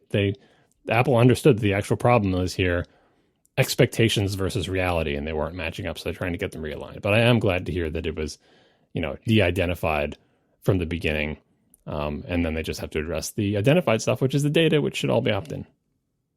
So in the last, 24 hours, 48 hours, we've gotten an iOS 13.1 beta, which is different since iOS 13.0 isn't out yet. I haven't seen a lot about what the differences are, other than that some things that were taken out seem to be added back. I know Federico was very excited about some shortcuts-related things that were added back in. What's going on? Trouble in paradise for Apple these days? It sure seems like 13 has been way more of a cluster than anyone expected, especially since we all thought that they had so much time to work on a lot of these features last year, in theory, although it's never quite that simple. What's going on? Lucky 13. I mean, so there's, I think the situation is not particularly unexpected and also not that different. So the unexpected part is like, well, iOS 12, they pulled stuff out of it. Shouldn't they have had more time to work on the 13 stuff? Well, it's not like there's a relatively fixed number of people working. So the whole point was bump those features and get all the people to continue to work on 12, which they did. And I think 12 was a good release and it was very stable and it felt like it accomplished their goals and made your old devices faster. The reason it did that is because all those people who would have been working on those features that got pushed to 13 weren't working on those features. So it's not like those features got such a long time to be worked on. Those features were put aside. No one working on them, like frozen in time. And then more or less, and all those people were working on 12. And then when all the 12 work was done, they resumed work on the 13 stuff. So it's not true that those 13 features got like twice the amount of time. They got like 1.5 the amount of time. And obviously they were challenging features because they're the ones that got bumped out of 12. They didn't bump the easy stuff out of 12, right? So it doesn't particularly surprise me that there might be problems. What does surprise me is exactly how many they are and how severe they seem to be. Sometimes that happens, right? And we've heard stories about not just features, that they're having trouble with, but features that have been rolled back to say, like, we were working on a new version of this subsystem and it's not going to make it. So bring back the old subsystem and remove all the features that relied on the new subsystem. Presumably so that those things can come back in 13.1 and 13.2 or whatever, right? But if that happens, it's usually a big deal. And that seemingly happening on multiple fronts in 13 doesn't bode well. Now, as for the iOS 13.1 beta, this kind of overlap where people are working on 13.1 and 13.0 at the same time pretty much always happens. What normally doesn't happen is the 13.1 beta is distributed to developers before the 13.0 happens. Very often 13.0 comes out on the same day the 13.1 beta comes out. So it's not weird inside Apple for them to be overlapped. It's weird for them to be overlapping externally. And I think the explanation for that is, rumors say that 13 was, given some extra time to bake, but they have to commit to a shipping version of 13 to be on the iPhones that they're going to announce in a week or two. So they basically had to say, freeze a version of 13 for the new hardware, set that aside, continue working on the quote unquote real 13 for everybody else, and also get going on what we know is going to be 13.1. And they have to do all of that, not at the same time, but overlapping in many ways. Because as much as they can give 13 more time to bake and more time to develop or whatever, this is the question we were all asking ourselves back when they were doing this. Would they bump the iPhone date? The answer is no.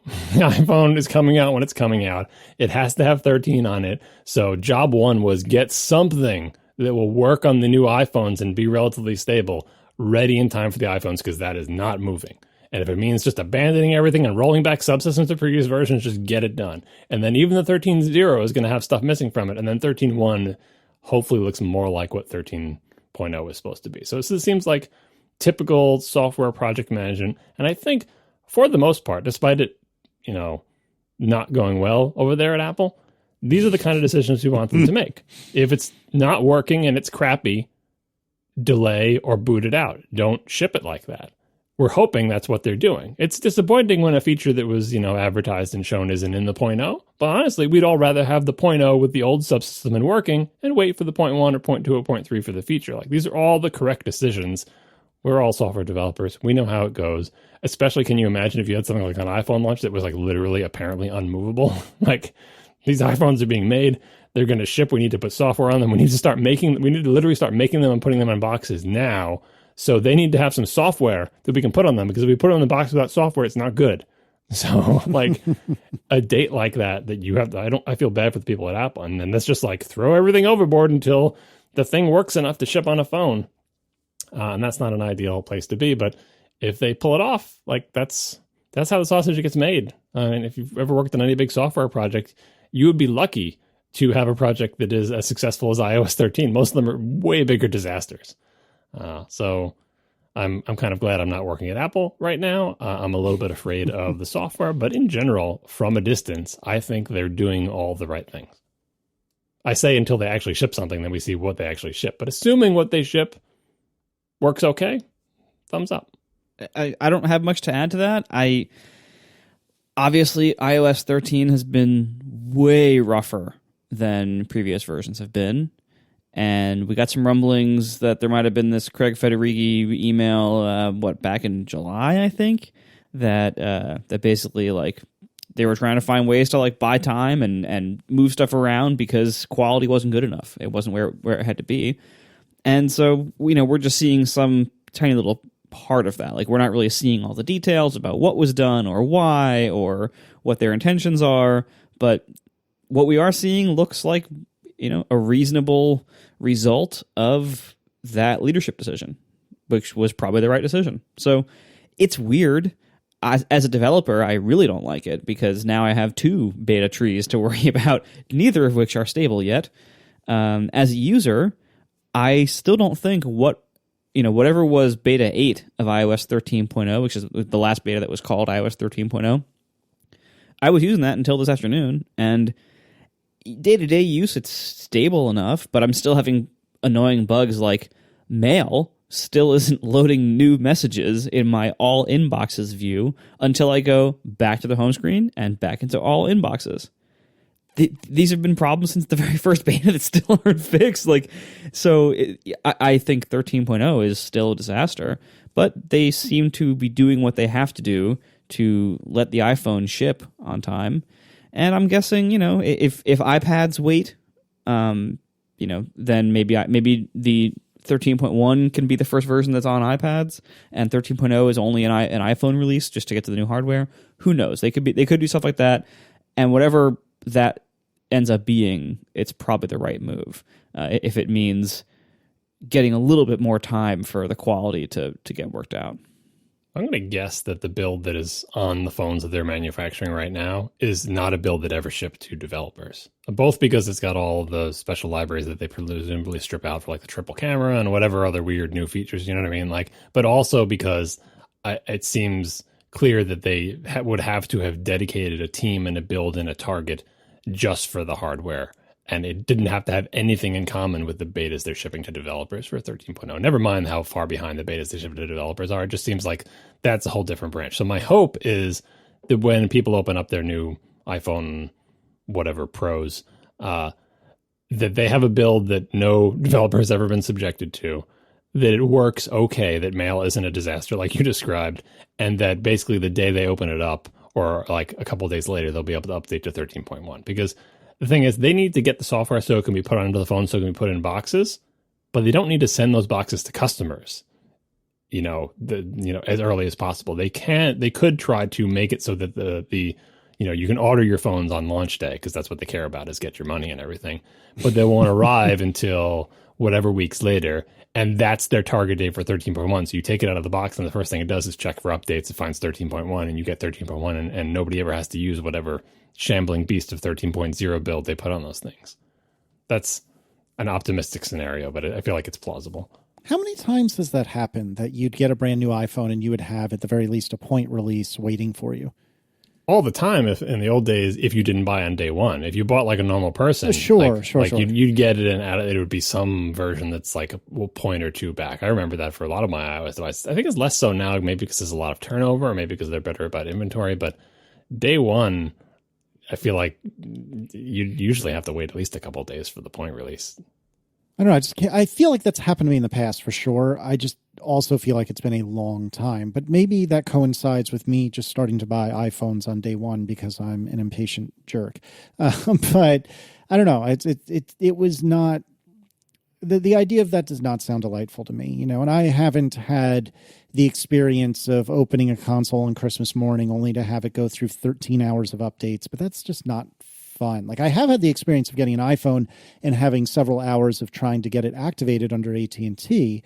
That I do not miss at all. But I haven't had like a software update like cycle that I can remember. I'm sure it's happened, but not that I can remember in years. And that just does not sound fun. Hopefully that doesn't happen that much anymore, but I feel like the most significant experience that it may be in both of your futures is not so much when you get the new toy and you take it out of the box and it needs a software update, but the server's down or something, but when you get a gift for your child and they want to use the thing and the server's down. I very clearly remember when we got, I think it was the original PlayStation 4, and PSN was down for like 2 days, and my son didn't and still doesn't understand how the internet works. All he knew is, why is it that I cannot use this PlayStation that we just... PSN is down. I was like, what is PSN? And why is it down? And why can't you fix it? Please, Dad, please. Yeah, Dad, fix it. Why'd you even get this thing? It obviously doesn't work. PSN. Why PSN? He'll remember that Christmas for a long time. I was sad too, to be clear, but when it's your kid, it's a whole other level. We are sponsored this week by Linode, my favorite web host for running servers. Go to linode.com/ATP to learn more. I run all of Overcast out of Linode, and I have since long before they were a sponsor, because the fact is, if you need to run servers somewhere, big or small, whether you're just running like one little virtual instance somewhere, or whether you're running a whole bunch of dedicated CPU instances or GPU instances or other specialized things, Linode has you covered with their options. They are a wonderful web host. I've been with a lot of web hosts in my career. I've seen a lot of different hosts. I've seen a lot of different quality levels, a lot of different price points. And Linode is by far my favorite host at any price point. And they happen to be by far the best value I've seen in the business. So not only do you save money, but you get a really awesome host in the process. So their plans start at just $5 a month. They get to a server with 1 gig of RAM in the Linode cloud. You pick your Linux distro, you pick your resource level, you pick your node location, what data centers you need to be in. You can have add-on services if you need them, like managed backups or load balancing. And then you're all set. If you need any help, their support is there. They have great support. I use it here and there for various needs, and it's always been wonderful. You can resize your instances at any time, of course, up and down, depending on your resource needs. In fact, just this past week, I was expecting a surge in server traffic because of a change I made in my app, and so I doubled the size of all my web servers instantly. Like it took like I think I was done in like 15 minutes. I'm doing a rolling update across all of them. Super easy to do. And now when the storm has calmed down, I know I'm going to be able to scale them right back down. And the only difference I'm going to pay is the hourly difference of the couple of days they were on, up to a certain monthly cap if I happen to hit the monthly limit. Super easy to use, great host. I love Linode. Check it out today at linode.com/ATP. And if you use promo code ATP2019, you can get a $20 credit. That could be 4 months free on that $5 a month plan. And with a 7-day money-back guarantee, you got nothing to lose. Once again, linode.com/ATP, code ATP2019 for a $20 credit. Thank you so much to Linode for hosting all my stuff and sponsoring our show. All right, let's do some Ask ATP. And let's start with James Gates, who writes, in this world with everyone taking pictures, when would you, as in you specifically, hire a professional photographer? Full disclosure, I'm an amateur photographer thinking about going into the business full time, but I still think there's potential to make a living even in this seemingly saturated industry. So this is one of the Ask ATPs, which I think I lamented in a prior show that I answered via email only to find it show up in the show notes. But my answer to James was basically like a wedding, of course, but the only thing I could really think of is times that I felt it was really important to have all four of us in front of the camera. You know, if I'm at a birthday party for one of my kids, I don't mind not only taking a bunch of pictures, but also handing the camera off to like my dad or, you know, or to Aaron on occasion or whomever to take a few as well. I can't think of anything else offhand where I would really, really, really want pictures that are professionally done. And I guess maybe pregnancy shots. Like we had a friend of ours who is a professional photographer do them, you know, but we could have had my parents. It wouldn't have come out as nice by any means, but it would have been okay. I don't know, John, when would you, as the fellow cheapskate, pay someone to take pictures of you and your family? We pay someone to take pictures of me and my family every year. We take yearly family photos, yearly photos of all the kids or whatever. Obviously, as you pointed out, like the easy answer to this, and it is totally true, is if you want everyone to be in the picture and you don't want to do the tripod and run type thing, you have to hire somebody. Otherwise, you're not in the picture, or whoever the photographer is not in the picture. And so that applies to family photos, but also in general, like, first of all, I'm not a professional photographer.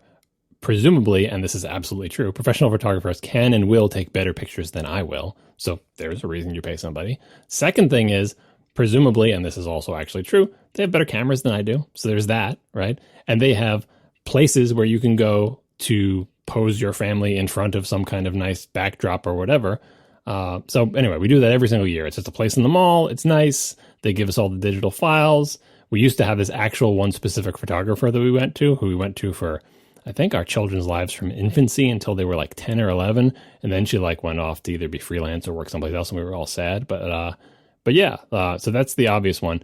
The less obvious one is every once in a while, mostly on my wife's whim, we had someone come and take pictures of us, like just, you know, outdoors in a park or like in some scenic thing or when the fall leaves, you know, or whatever. And those people will do more sort of artsy things and have us do stuff. And it's something, first of all, if you did it yourself, you're the only, if someone in your family is doing it, that's just one person and then one person's tastes and ideas. Getting someone else in who has their own ideas and has way more experience than you ever will taking pictures of people and their families, because that's what they do for their living, they'll have ideas about how you can pose and what might look good and what would be cute and, you know, what angles to take and what part of the park to take you to or whatever.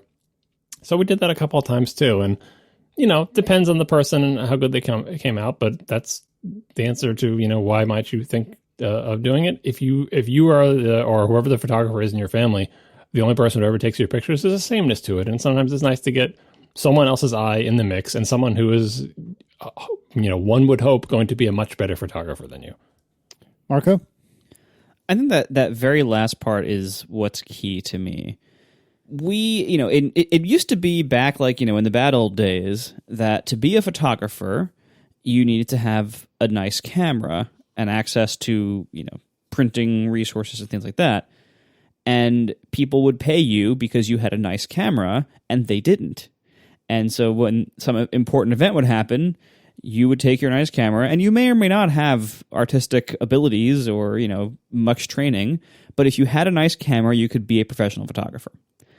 And what has changed, obviously, is that, you know, in recent decades and especially recent years, everybody has a nice camera now. So that is no longer a differentiating factor. Most people, like your wedding photos from 20 years ago, you could take photos that good almost on a smartphone today. And at least if the light is good enough, you might not be able to even tell if you took them with a smartphone. And if the light isn't good enough, even like, a very, very like entry level mirrorless camera would be able to do that kind of quality today. So the technology is now widely democratized, available to way more people. Also, almost everything is digital now, so there's a lot more simplicity there than there used to be. Printing is now available to almost everybody in great quality for very little money, from various online services and photo books like what John got. And so the stuff, the gear, the technology, that is now available to everyone. You no longer need to hire a photographer to get somebody who has a good camera, because chances are, if you care at all, you probably have a good camera already. But what you can't replicate is not only having, another set of hands and an eye to look through a viewfinder and click a button when everyone is actually in the frame, that, it's hard for you to take your own family photo, because if you need to be in the family photo, yeah, you can do the whole like timer on a tripod thing, as John said, but that's limited in what it can do and not easy and everything else. So there's the physical part, like you do need like another person to operate a camera sometimes for practicality reasons, but also a good photographer, which they aren't all, but a good photographer has a better eye than you at taking pictures. So it isn't just about the tech. It isn't just about having nice cameras. A good photographer is able to capture pictures that you wouldn't have captured even if you had all the gear in the world. That's what a good photographer can do. They have the eye for composition and lighting and operating the technical details in ways you might not have thought of. That's why, like, really good photographers can take amazing pictures that you and I could never take with, like, a 3-year-old iPhone. And meanwhile, we have like all these fancy cameras and better phones, and we don't take pictures that are that good. They are like a good photographer, not somebody who happens to own a good camera, but a good photographer has a better eye than what most of us have. And so you hire a good photographer when that's something that you value, whether it's for an important occasion like a wedding or family photos, new baby, whatever else. That is when you hire a professional. And there is still plenty of value for that, even now that we're all carrying pretty good cameras all the time in our pockets. And even now, when you can get even better than that, you can get a really awesome camera for like $600 that is like a really nice, everything. You can get all that, but you still need photographers because they know which photos to take and how to take them. And that is something that no amount of technology will ever do for us. I think the good camera thing is still an issue, though, because we all have phone cameras, but in particular, as we've discussed when, talking about the fake background blur or whatever, because nobody has standalone cameras unless you're into photography, nobody has a camera that can actually blur the background and have a shallow depth of field on it. So if that's the only reason you're hiring somebody, obviously you want them to also be a good photographer. But the fact is, who has, a camera anywhere in their life who's not into photography that can take a good shallow depth of field portrait of their kid? Most people don't. Most people have pictures of their kids and there's pin sharp background with all their junky toys laying on the ground. And so if, even if you had someone who wasn't a good photographer, their pictures will at least look different than yours. And like, ooh, well, maybe not, because maybe people can't tell about the fake blur, but I can tell. And so for me, that would be a reason to hire someone with a better camera than me, because they can, take pictures in more challenging conditions that will look good. I mean, with my current camera, you're right. The difference, especially if you're in a well-lit studio, isn't that big. But I think fewer people now have good cameras than they used to. Because it used to be that, smartphones didn't exist. And I feel like more families would have like a random 35 millimeter Pentax as the family camera, even if they weren't into photography, just because what were the options? And it was only, this is way before your time, but it was only kind of in the 80s when, these Instamatic Kodak cameras with these tiny little negatives started becoming more popular. But before that, in the 60s and 70s, you'd have a family camera, and that camera was way better than, the Kodak disc camera. Like, there was a dark time for a long period. And today, that camera is probably about as good, you're right, as an iPhone. But depending on what kind of lens you had, you might have actually been able to get a shallow depth of field picture out of one of those family Pentaxes from 1975. And today, that's not true. Nobody has those cameras anymore except for photography nerds. All right. Marco Silva writes, what do you think about message apps or services for communities? Which do you use? Which do you like using? And which grind your gears? I'm assuming this is like Discord and Slack. Is that what we're talking about here? No, this is not. Oh. What Marco is referring to is things like Nextdoor. Oh. Messaging app services for communities. That's code for Nextdoor and other similar services. Oh. Nextdoor is a complete waste of time. I'm on it. It's stupid. I wasn't aware of any others that are equivalent. So that's all I got. I am not on any of these things, and I feel like I'm missing nothing of value. That is correct.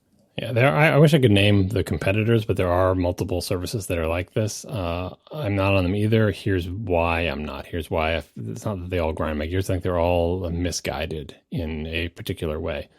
So people who don't know what this is, like Nextdoor is like a place where you could exchange messages based on your geographic locality. So you're not interested in what somebody in 2 states over has to say. You're only interested in what's happening in your neighborhood, And so people can post things like, lost dog, a rabid raccoon on the loose, construction here, a tree is down on this road, whatever. And it's all like local to you. And, honestly, you can say whatever you want. The problem with these services is I think it silos a particular set of concerns.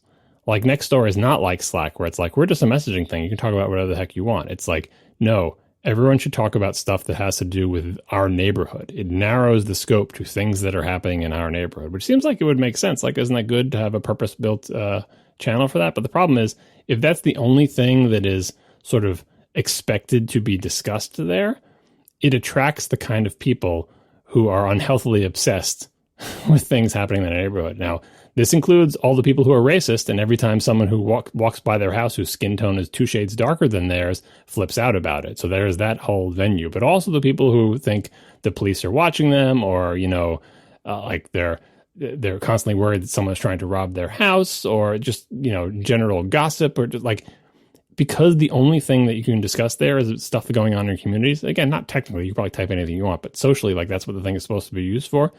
It ends up, the people who are the most active are the people who are the most likely to be overly concerned, let's say, with things that are happening in their neighborhood. So it just becomes a cesspool of all the worst instincts surrounding this, as opposed to, and I'm going to almost say something nice about Facebook here, as opposed to something like Facebook, which is like, people can write about whatever they want. They can talk about the TV show they just saw. They can talk about the vacation they're just on. They can argue with each other about politics, but there's no specific topic that is expected to be discussed on Facebook or on Slack or on Twitter, for that matter. Like these sort of more open messaging platforms, those don't necessarily devolve into only the people who are paranoid about, the raccoons coming in and stealing their medicine, right?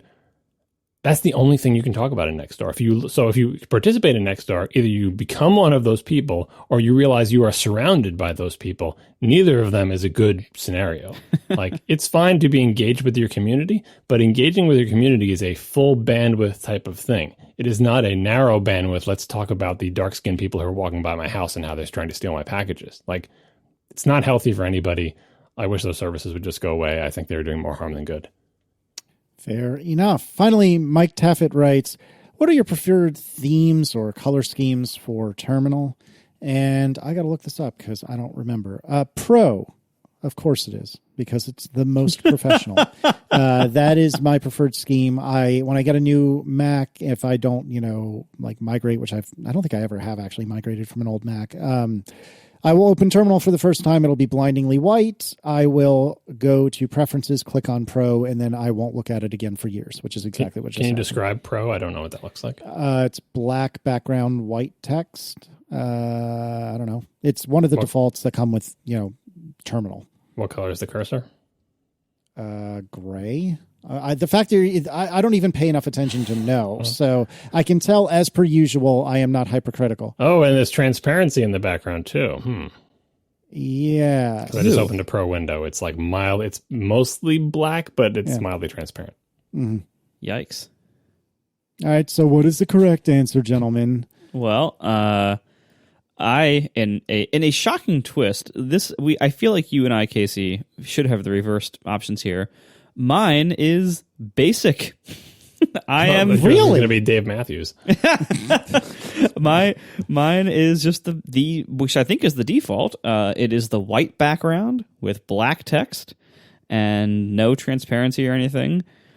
I like regular white terminal windows. I know this is very unusual for nerds. Usually nerds want everything black, black everywhere. I like white. I used to use black like back in the day, like when I worked on like, Linux servers and stuff. But now I just use white everywhere and it's fine. Most of my windows are light color backgrounds. I'm in like, I don't use dark mode in the OS. I'm in, Mail and Messages and Safari all the time, Xcode, all these other apps. TextMate, I also use light background, dark text. So I'm just I don't get the like blindingly white thing that you said. I don't see it that way, and it's fine. And I will say on the font side, I was a Monaco holdout for a very long time. I would even do the little tricks, whatever was required, to make it so that even when there was anti-aliasing in the rest of the system, that my terminal windows and Xcode and TextMate would never use anti-aliasing. It would use Monaco, like pixel font. What eventually killed that for me was Retina. When everything started going Retina, there was no good way to have Monaco on a Retina screen. It just, having like the fixed pixel bitmap font just never looked good on Retina. Even if you like doubled it, it still didn't look good. So I am now reluctantly a Menlo regular 11-point person in my terminal and Xcode and everything. Before we move on to John, so forgive me if you said this and I just totally missed it, but is Xcode white background as well? Because curiously, my Xcode is, whatever the default background is. I do use Fira Code, I think is the name of the font, which I quite like. That's like a programming specific font. Fira Code, F-I-R-A Code. But my Xcode windows are white, and I'm totally fine with that. But something about terminal windows, I need to have black. I think because of all the time I spent on DOS, where it was, a black screen with white text and so on and so forth. Well, sometimes green, but anyway, and sometimes orange if memory serves. But having a dark background for something that vaguely resembles DOS to my lizard brain is, I think, a requirement, which is funny because I agree with you. It seems like you and I would be the reverse here, but we're both conundrums. John, and by the way, my Xcode is also white. The only thing is I don't use Menlo and Xcode. When Xcode introduced San Francisco Mono, I just went with that, and so I just checked, and I'm using SF Mono regular 12 in Xcode. So I use Menlo regular 11 in terminal, and SF Mono 12 in Xcode. John, what is the actual correct answer? So I customize my color schemes. I enjoy the terminal is customized. My color scheme is creatively named John, and I've ported that from all. I have a bunch of schemes actually, but the John is my default one. I've ported that from developer preview 2, whenever the first time you're allowed to make settings. It is white background. I think I talked about this at length on several podcasts, but most recently on the episode of the talk show I was on. My whole thing with the Mac is white background, black text, because that's what the printed word looks like, and that's what I always want in all my windows, including my terminal windows. Monaco 9, because I am not Retina, I'm still rocking the non-anti-alias Monaco 9, nice. or trying to. I think I've actually, I'm still, it's still working. I just sent a screenshot of it. Obviously, when I go Retina, just like Marco, I will have to bail because it doesn't, the time is over. But hey, I'm staring at a non-Retina screen and it still works for me. The only twist I have, and it's all opaque, right? The only twist I have in this, in terms of the color scheme, is 100% red cursor. Just 25500. Why? That's interesting. 100% red block cursor. I put a screenshot of my terminal in the, so Casey got his screenshot. Yeah. I don't know why I did that. I think when I was coming up with my color scheme, I just couldn't decide, and I made it 100% red. And why is it a block instead of the I-beam? That's my equivalent of Casey's DOS thing. I think it's because the block cursors in the VT220s in college were block cursors, and so I associate terminal with Unix, and so I'm imitating the VT cursor. I would never make it a block cursor in BBEdit or something, but in terminal, I use a block cursor and I make it bright red, and I think it looks nice. I do use a block cursor because I believe it's the default. Until this moment, I never even thought you could change it, and I don't think I will change it. But I gotta say, I actually kind of understand the red, like, because it does make it highly visible, so you can always spot where it is very easily on screen. So that actually isn't that crazy of an idea.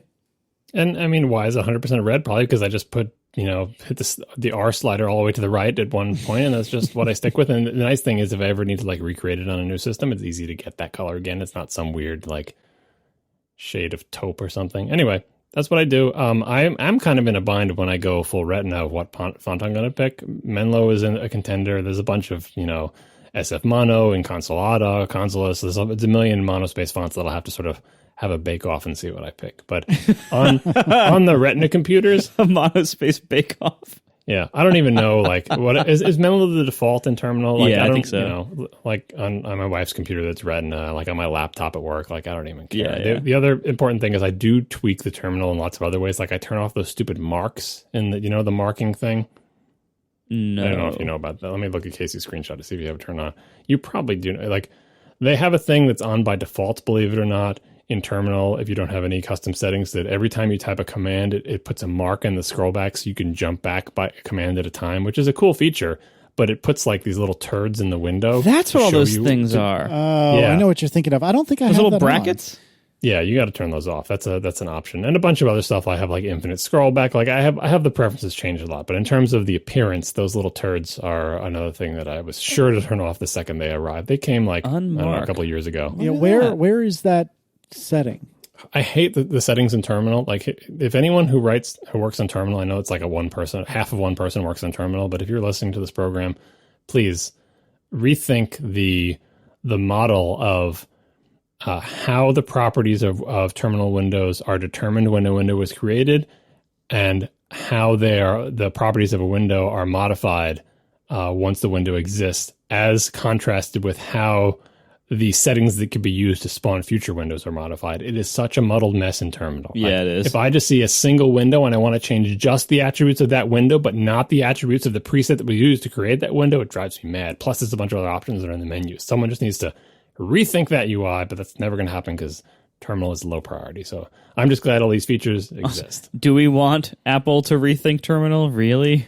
Just the UI of like decide if it's going to be like have a set of presets and have them totally divorced from the settings of an individual window, but have the UI be the same for both, but make it clear when you're editing just the attributes of one window versus when you're editing a preset. Like, I feel like we have the technology to do this, but anyway, the marking thing, I have no idea where it is. I would have to dig it out. It took me a while to figure out what it was when it first came out, and then once I turned it off, I forgot where the heck it was. But it's in either the menus or the settings somewhere.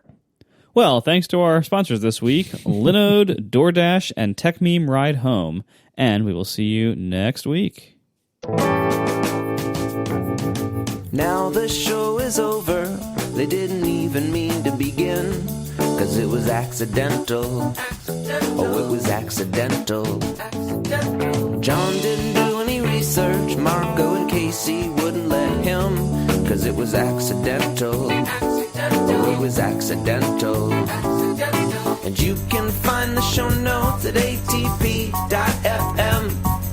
And if you're into Twitter, you can follow them at CASEYLISS. So that's Casey Liss, MARCOARMENT, Marco Arment, SIRAC, USA Syracuse. It's accidental. They didn't mean to. Accidental. Tech podcast so long. You can make your cursor an underline. Ugh, Why would you do monstrous. And you can make it blink, of course. So none of your cursors are blinking, right? that? No. All right, just making sure. You can't see it in a screenshot, so you never know. I have to have, like, for most of the time I am working at my computer, including right now, even when I'm not actually like coding, the vast majority of the time, there's a terminal window, at least one terminal window, visible on my screen. So it can't look too crazy. And if it was like a blinking cursor, like all the time on my screen, like off in the corner or off to the side. I don't know if it blinks in the background. It might just blink in the foreground. I've never turned it on, so I don't know. I don't even want to try it. Caseys-Mac is predictably called Caseys-Mac. Andy has that name without the apostrophe, but with a hyphen shoved into his prompt. Again, be civilized and give a short name for your computer to appear in the prompt, or omit it entirely, because honestly, do you need to know that? I mean, maybe you do need to know what machine you're on, but I feel like you could just call it iMac or give it some other name that is an identifier, but Caseys-iMac without the apostrophe and with a hyphen is not good. And with capital letters, it's throwing everything off there. like a monster, like an animal even. That is really bad. Whatever. his hard drive is called Macintosh HD. I don't know if that is that true. That's probably true. Let me volumes. Casey. Yep, that's correct. Mine is also called Macintosh HD. Yeah, I think we went over this, but we had like an askatp question of what we name our hard drives. You two are not longtime Mac users. Don't know that you have to rename your hard drive.